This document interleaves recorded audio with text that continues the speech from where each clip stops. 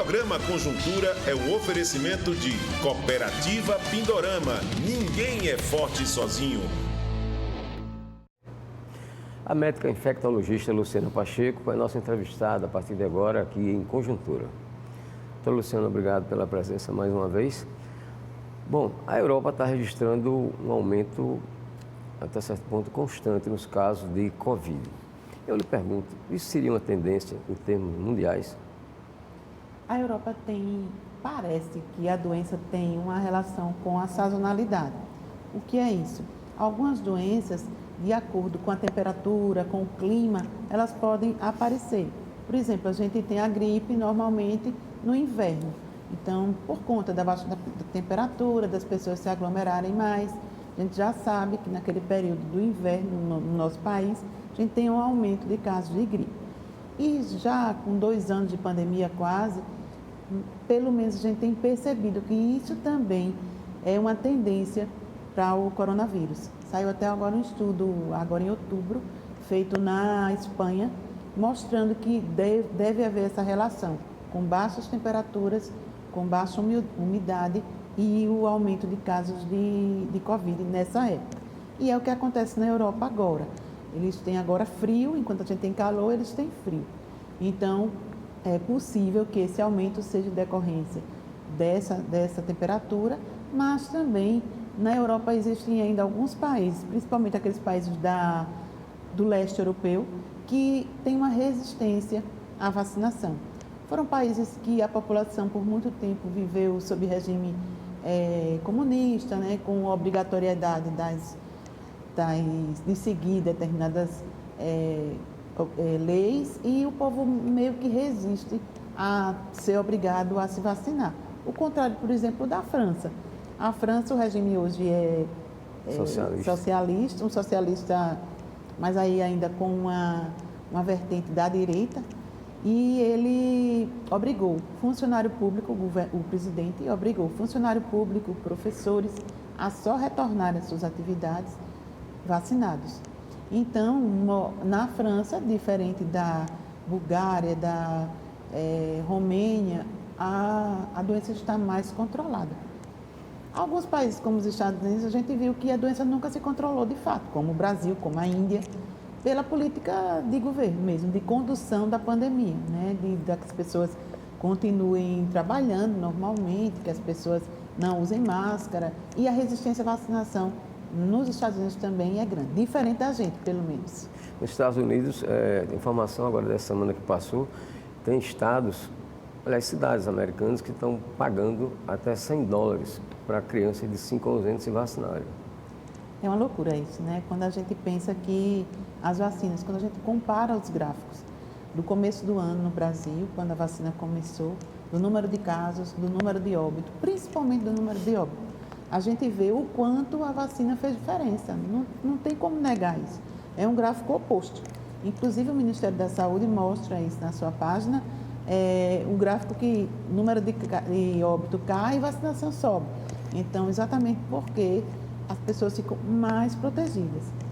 E as fake news, elas conseguem matar as pessoas, né? Porque quem não se vacina, principalmente idosos, principalmente pessoas que têm comorbidades, né, doenças graves associadas, elas têm um risco muito maior de evoluir de uma forma grave do que aqueles que estão vacinados. Isso é um fato que a gente não tem como contrapor. A ciência mostra isso. Bom, no Rio de Janeiro, por exemplo, dentro dessa linha de raciocínio, cerca de 90% das pessoas que estão hospitalizadas com Covid não tomaram vacina. Exatamente. E aí é por isso, né? Porque a vacina vai causar, foram criadas de forma muito rápida, vai causar danos às pessoas, e não é verdade.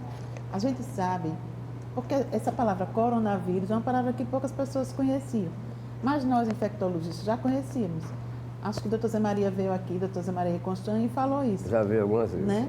Desde o século passado, desde 1960 do século passado, que os cientistas já identificaram e notificaram coronavírus causando infecções respiratórias e causando infecções gastrointestinais, diarreias. A China, na China já aconteceu um surto por um coronavírus, que é o SARS-CoV-1, mas é um surto localizado lá e naquele momento já começou a se pensar em vacina para os coronavírus, porque os morcegos, eles são portadores dos coronavírus, eles não morrem porque estão infectados, mas eles são transmissores. E provavelmente agora aconteceu uma passagem desse coronavírus de um morcego para um animal. Imagina-se que seja um tatuzinho, que eles chamam lá pangolim. Parece um tatuzinho, que a carne é muito apreciada lá na China. Então, provavelmente, as pessoas se contaminaram com esse tatuzinho lá, tanto que a doença começou naquele mercado, onde há a venda dessa carne. É uma carne, inclusive, que eles vendem lá como um tráfico, tão gostosa que dizem que é. Os chineses têm hábitos diferentes, né? Culturas alimentares diferentes da nossa. E aí, provavelmente, aqueles mercadores se contaminaram e saíram levando para suas casas. E depois a doença saiu daquela cidade, se espalhou para o mundo todo, mostrando então que a transmissão é respiratória, não é só pela alimentação ali ou por contato com o morcego. Mas, então a gente já conhecia o coronavírus. Houve depois um surto, 10 anos depois desse da China, no Oriente Médio, que foi chamado MERS, e novamente os cientistas utilizaram plataformas começaram a pensar em plataformas para produzir essas vacinas. Então já tem muito tempo essa base da vacina, não é uma coisa que foi agora exatamente feita às pressas, não. E as vacinas, elas têm uma sequência de produção. Você produz no animal, experimenta no animal, depois no número menor de pessoas, depois no número maior, que são os voluntários, que fazem esses estudos, né? No caso da Coronavac, por exemplo, aplica, coleta sangue para ver se a pessoa desenvolveu anticorpos, depois nova dose, aplica novamente, e esses estudos mostram que são precisas 2 doses para ter uma resposta do organismo mais robusta, mais forte. No caso da Janssen, é uma dose só, mas já se imagina a possibilidade de uma outra dose para aumentar esse reforço. É possível que a vacina caia no anuário de vacina, que a gente precisa ficar repetindo anualmente, a gente não tem muita certeza disso. Mas as vacinas estão aí para, ao longo da vida, não só para coronavírus, para tantas outras doenças, mostrar que a gente consegue controlar e sobreviver às vacinas. E essa versão de que o coronavírus foi criado, o Covid foi criado em laboratório? Existe essa versão. Até hoje não tem nenhuma comprovação com relação a isso.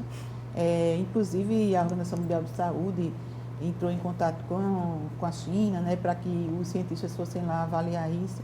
Mas é pouco provável, considerando que a gente já conhecia esses coronavírus, né? E sabe que eles, naqueles momentos ali, eles causaram também doenças graves. A MERS, ela causou uma letalidade muito grande, que ela provavelmente a transmissão dela é por dromedário. Então, os cuidadores de dromedários, que também se alimentam da carne de dromedário, eles foram as vítimas. E aí eles se espalharam também para as suas famílias. E a letalidade foi muito maior do que a gente vê agora com a Covid.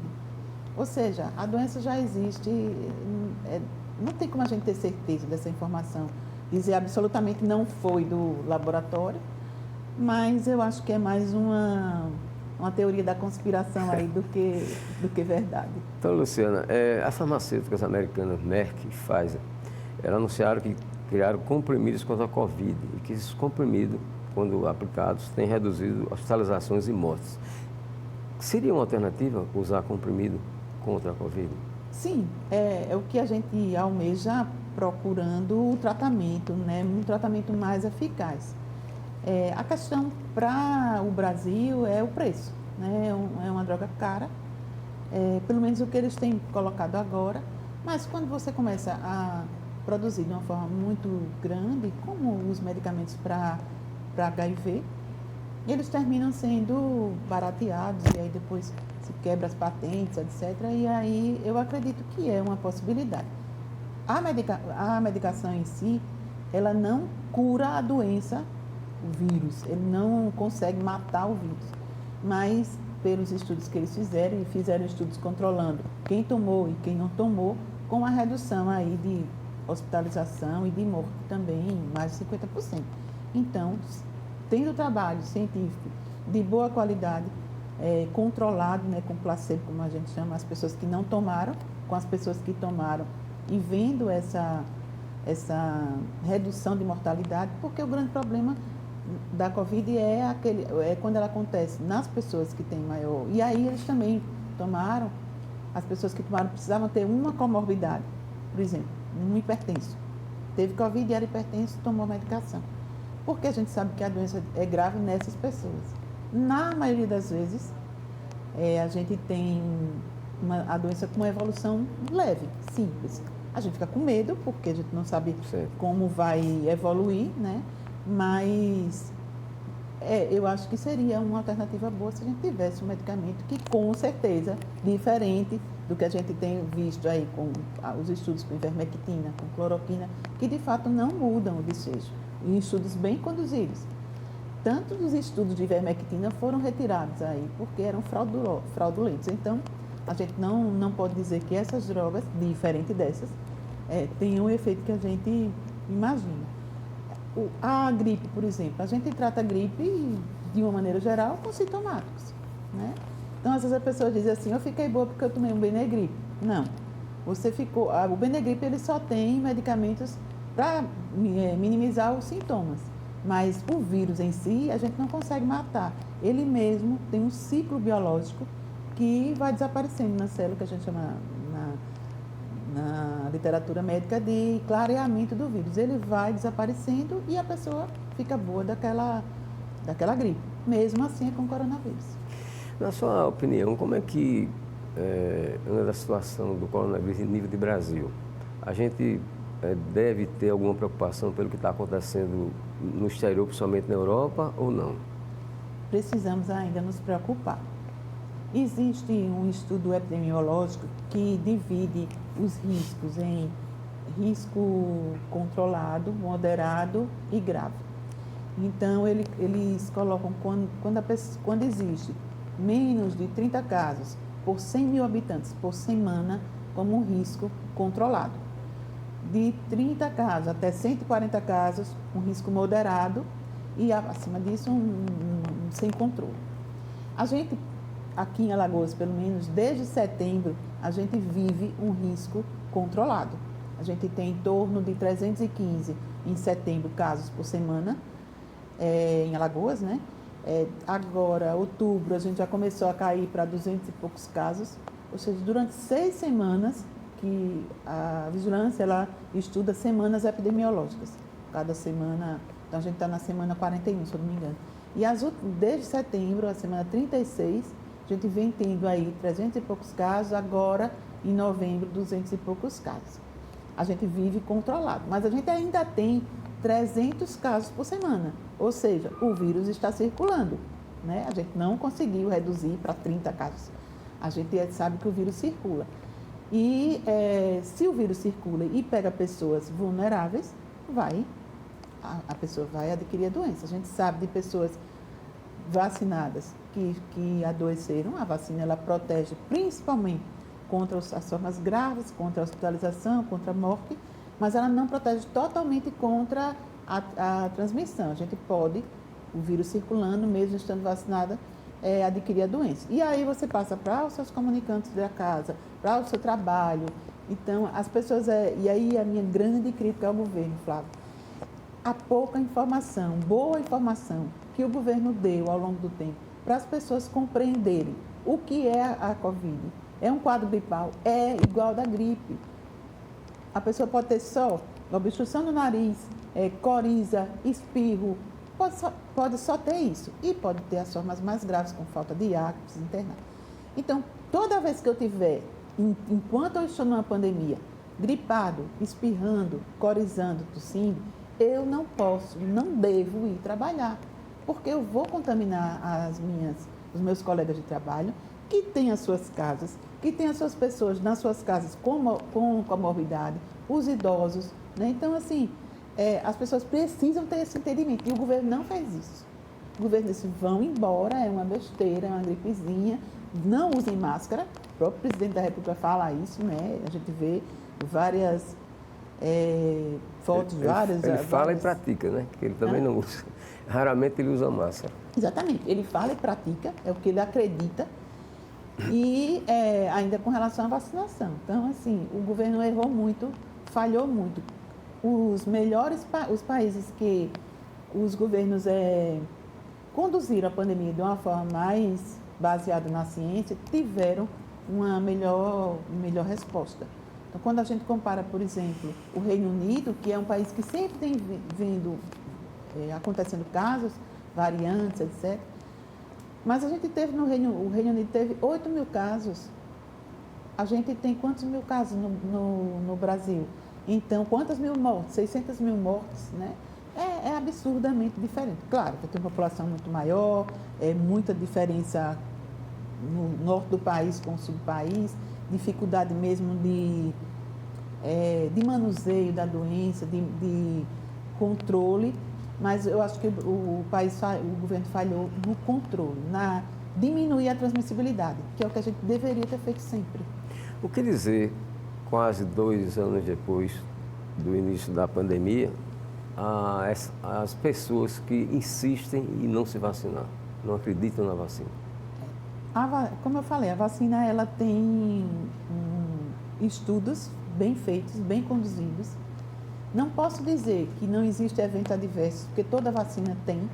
Então, a pessoa pode ter febre, a pessoa pode ter uma moleza no corpo, pode ficar com o braço doente no local da aplicação. Existem raríssimos casos de trombose, existem. Com a Pfizer, que é a vacina que tem uma eficácia que está sendo mais utilizada agora, né, no Brasil, por conta dos reforços, por conta da terceira dose nos idosos e nos profissionais de saúde.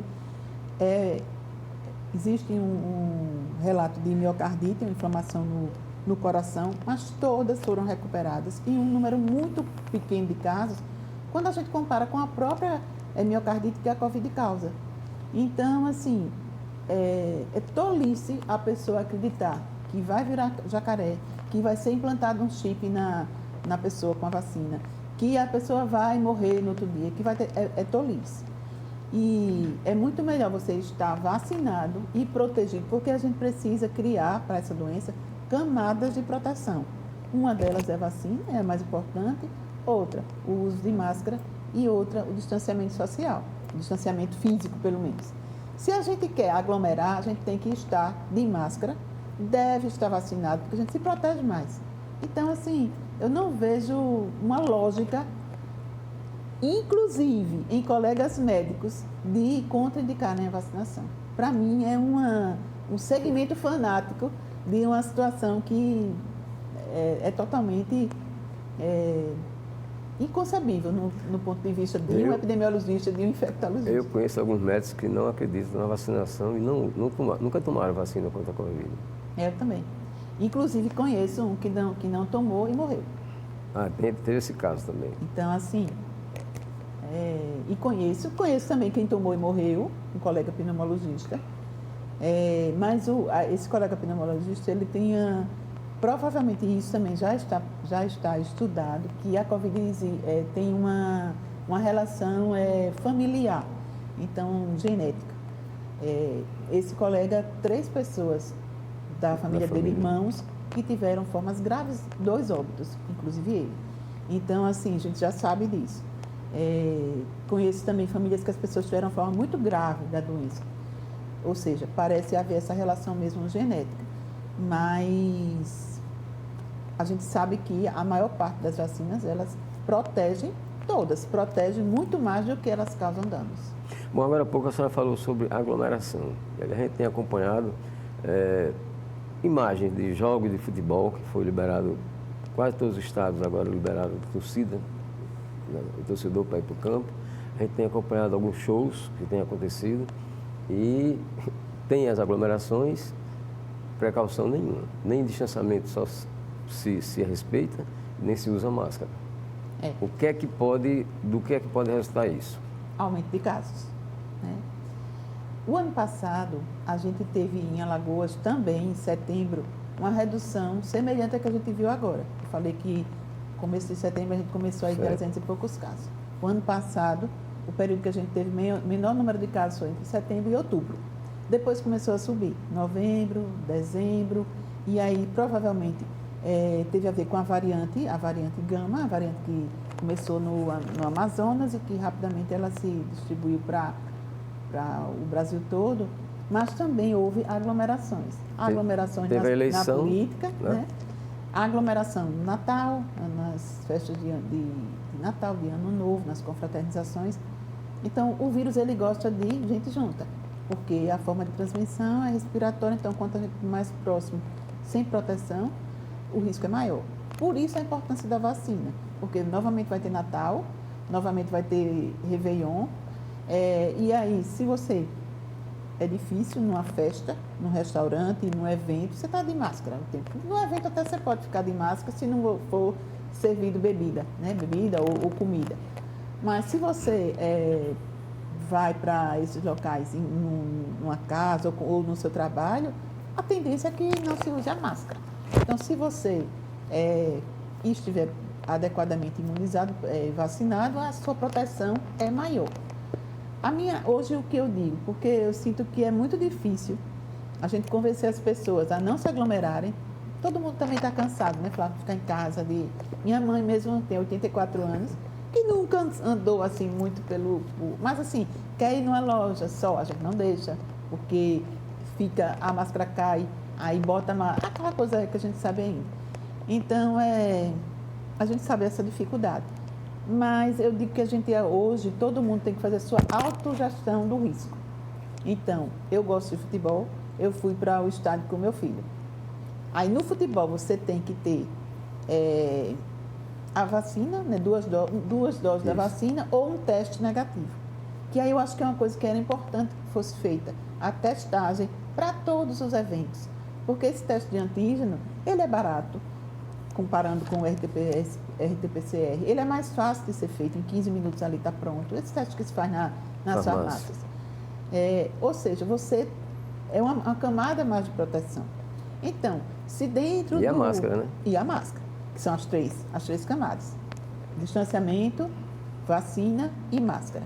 E o teste para essas situações onde, teoricamente, a gente sabe que as pessoas vão tirar a máscara. É claro que um restaurante não vai colocar todo mundo ali na frente fazendo um teste para entrar. Mas no restaurante você ainda pode ter um distanciamento, uma organização das mesas. Mas num evento muito grande, como o Réveillon, é muito difícil. Então, assim, você paga um valor lá para entrar no Réveillon. Naquele preço, e aí é uma opinião minha, naquele preço, a pessoa que está fazendo a festa, que está promovendo, deveria incluir um teste de antígeno, porque ali seria muito fácil. Você tem que trazer o teste de antígeno, a gente paga ou contrata um laboratório. Um time de futebol fez isso, ele contratou um laboratório para as pessoas fazerem o teste e para poder entrar, já que naquela época, quando começou, não tinha, todo mundo ainda não estava, principalmente os jovens, não estavam todos ainda vacinados. Então, faria isso uma forma de controlar, né? Porque imagine você fazer uma festa e depois tantas pessoas estarem doentes, infectados, sabendo que o foco foi a festa. Fica ruim para quem está promovendo. Eu não vou ainda, mas assim, eu sei que muita gente vai e a minha orientação que eu dou às pessoas faça o seu autogestão de risco. Se vacine, use a máscara, mantenha o distanciamento. E pelo menos para aquelas pessoas que você vai para a festa, procure pessoas do seu convívio. Agora tem os ficantes, né? Que a gente sabe que se encontram nas festas. Verdade. Agora outra coisa, falar em festa, falar em evento, a gente tem já anunciados no Brasil inteiro, Réveillon e Carnaval. E aí? Pois a doença começou aqui no nosso país depois do Carnaval, né? Então, o Carnaval provavelmente contribuiu para que ela se disseminasse para todo lugar, porque porque são as aglomerações, né? O vírus, ele gosta das pessoas juntas. A gente ainda não tem... Para o Natal, a gente já tem mais ou menos como falar, porque a gente tem um mês e pouco aí para o Natal. Mas para o Carnaval vai ser no final de fevereiro. Então tem 3 meses aí, mais ou menos, né? Para a Covid, é muito precipitado a gente dar uma opinião do ponto de vista de casos, de aumento de casos, com um tempo assim de 3 meses. Porque, por conta das variantes, o vírus, para ele se manter na natureza, ele vai criando essas variantes. E umas variantes, elas têm uma capacidade de transmitir mais, de invadir mais a célula. As variantes, elas, na sua grande maioria, acontecem naquela espículazinha do vírus, naquela pontinha que o vírus tem na sua estrutura, que é por ela que ele se conecta à nossa célula. E aí, algumas variantes, elas,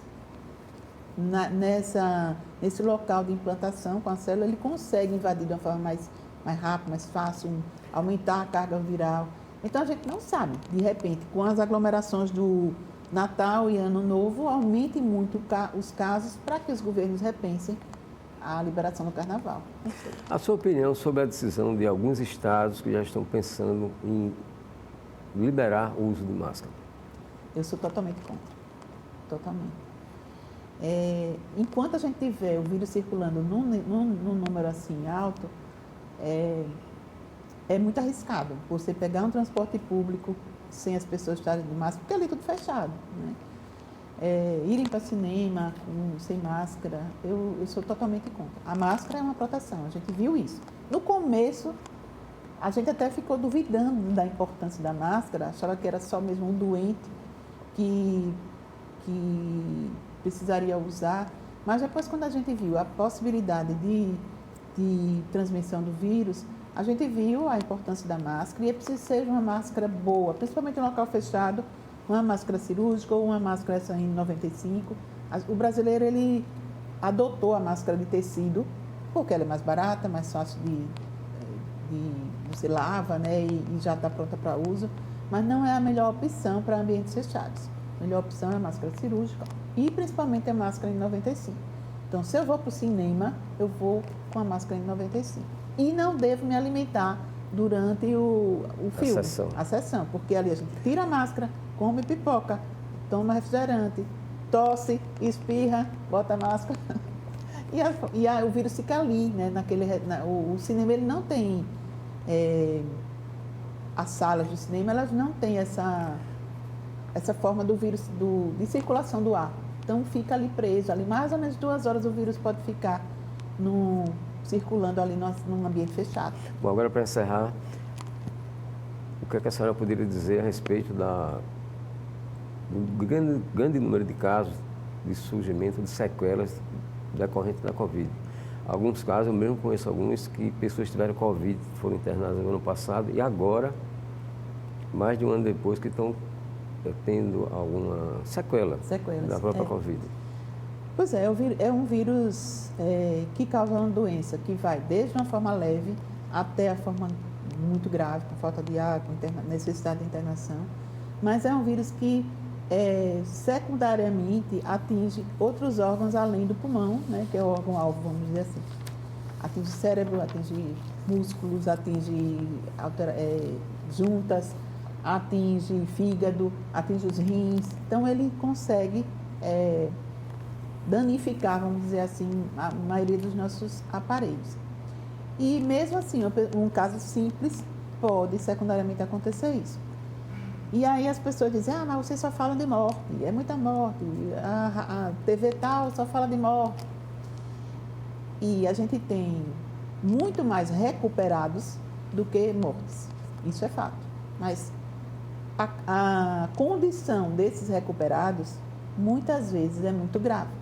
Eu trabalho no home care, nesses serviços de atenção domiciliar. Certo. E a gente tem recebido, foi um número muito grande agora, de junho para cá, de pessoas que a gente começou a receber justamente sequelados da Covid. Então, pessoas que com 60 anos, que eram hipertensos, mas tinham uma boa vida, a pressão controlada, e de repente estão completamente sequelados em cima de uma cama, com um acentuação cerebral grave, que foi secundária à doença, diabéticos, obesos, então pessoas que de fato têm alteração hepática, renal, né, precisa fazer diálise. E aí está recuperado, mas aqui em que condições de recuperação? E muitos problemas neurológicos também. Problemas neurológicos, perda de memória, perda de equilíbrio, então problemas neurológicos graves, Guillain-Barré, que é uma doença que dá alteração, perda da sensibilidade, né? A pessoa não consegue andar. E aí, assim, é isso novamente que eu digo, Flávio, como é que um colega médico, ele diz, não se vacine, é uma doença besta.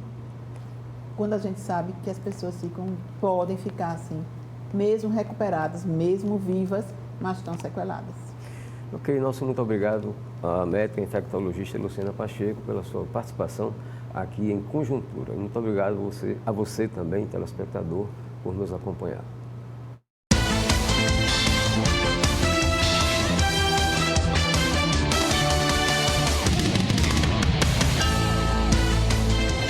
O programa Conjuntura é um oferecimento de Cooperativa Pindorama. Ninguém é forte sozinho.